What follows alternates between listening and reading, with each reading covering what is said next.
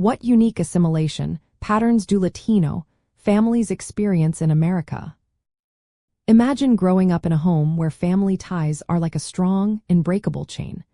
Latino families often follow unique paths as they adapt to life in America.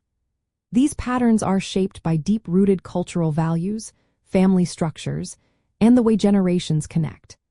Understanding these differences can help parents guide their children through the balancing act of holding onto their heritage while fitting into American society.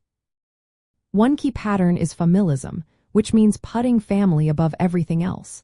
Latino families tend to have large extended networks, including grandparents, aunts, uncles, and cousins. These relationships are more than just social. They're a way to pass down traditions, language, and cultural values.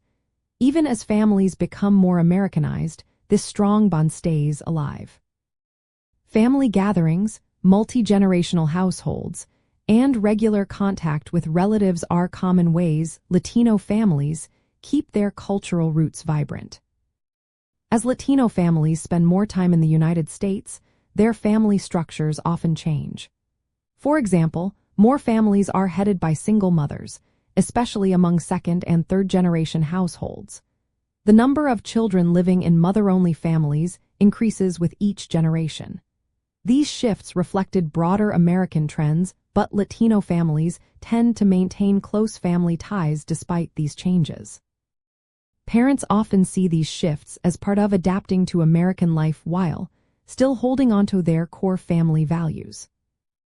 Another pattern is the decline in ethnic endogamy, which means marrying within the same ethnic group. When first arriving in America, most Hispanic adults marry within their community. But as generations pass, more marry outside their ethnic group. For example, nearly 93% of first-generation Hispanic married couples are both Hispanic. This drops to around 63% among second-generation couples and only about 35% among third-generation couples. Mexican-origin families tend to keep higher levels of endogamy longer than other groups, but overall, intermarriage becomes more common over time. This means many children have parents or grandparents of mixed heritage, which influences how they see their cultural identity. Language is another big part of assimilation. First-generation immigrants usually speak Spanish at home and in their communities. As children grow up in America, they often switch to English, especially in school and with friends.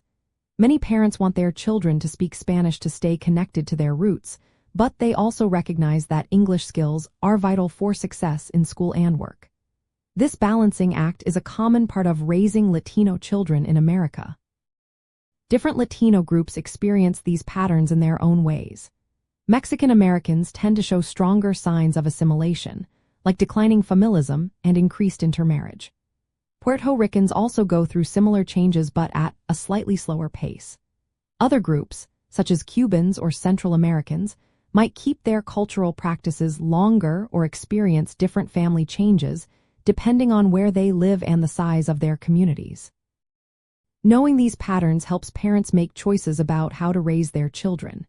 They might focus on keeping family bonds strong, speaking Spanish at home, and celebrating cultural traditions. At the same time, they understand that some changes, like family structure or intermarriage, are normal parts of becoming part of American society. The goal is to find a balance, embracing the benefits of American life while holding onto the values and heritage that make their culture special. This way, children grow up proud of their roots and confident in their place in America.